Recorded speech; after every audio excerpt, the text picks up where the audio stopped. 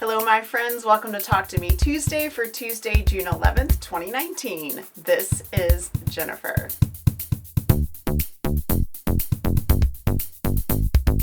First things first, we're going to go outside so I can do my Linus show and tell. I am very happy to have 4 things to turn in this month. And starting on this end, this is actually a quilt top made by Alita, also known as Tweeloke. I quilted it and bound it, and it is ready to go to Linus. These two are the calendar quilts that I showed you guys just, I think, last month. The long strips for these were donated by Sarah from Houston, and I took those strips and made them into 2 Linus quilts, and I still have a few odds and ends left from those. And then this little guy over here, this is the one that I showed you last week. This was just a panel that I quilted when I got my machine back to make sure that everything was functioning properly. So I had a lot of fun quilting these. I quilted all of them differently, and I will do some close-ups to show you guys how that worked out. Also, all of the fabric on the back of these was donated. You might remember last year I got a massive donation that had yardage, and I want to apologize, but I cannot remember for the life of me who sent it, and I had a note, which I cannot find now. It was in with the fabric, and I don't know where it went. So all of the fabric on the back of these came from that donation. I will have these all turned in on Saturday, and the bigger ones like this one and this one, these are really good for camp quilts. This is a baby size, and this one is more middle, so it's more like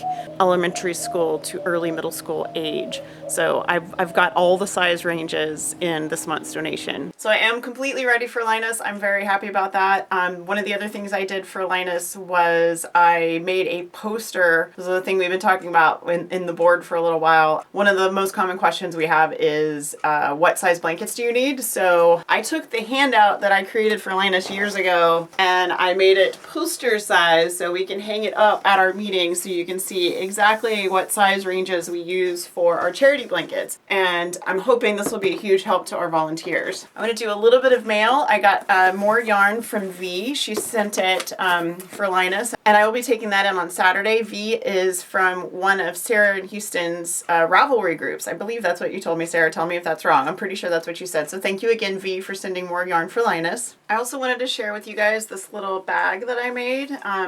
My husband's a pretty serious gamer, and that includes role-playing games and also board games. In the board games, a lot of times there are tons of little tokens to keep track of. So he had been looking for something to keep his tokens in while he is gaming. He found these little brass bowls at the Austin Antique Mall when we were out and about on the weekend, and I made this little bag for him.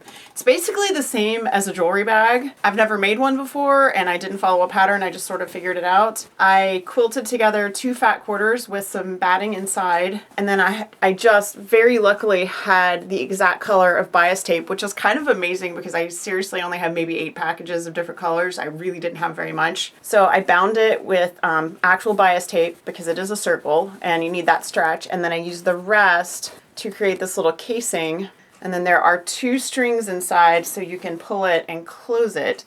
So if you have 2 that go continuously around like that, that is like the secret to doing that. It makes this great little bag, but the point of it is so he can put his bowls inside. So the bowls go inside, and then you pull it and it closes. And I did want to say this red on the outside was a fat quarter Susan gave me, and this black on the inside was a fat quarter that Jeannie gave me. So those were new to my stash, but they worked out perfectly. He actually picked them out, and that's what he wanted. And so there we go. And last but not least, I want to talk about my Star Trek row along, which is what I'm working on for Quilt Your Own Adventure. I did finish my Next Generation row, which is this row you can see here. Mine is, as I previously mentioned, all batiks. I got this row done last week, and then I think I finished it right before the weekend. This is my Voyager row. The Caretaker's Array is the last thing I need to do. And I do need to do some hand embroidery on that. I have looked everywhere through my sewing stuff. I should have some of the Sulky Sticky Solvy, I believe is what it's called. I should have some sheets of that somewhere, but I haven't been able to turn it up yet, which is why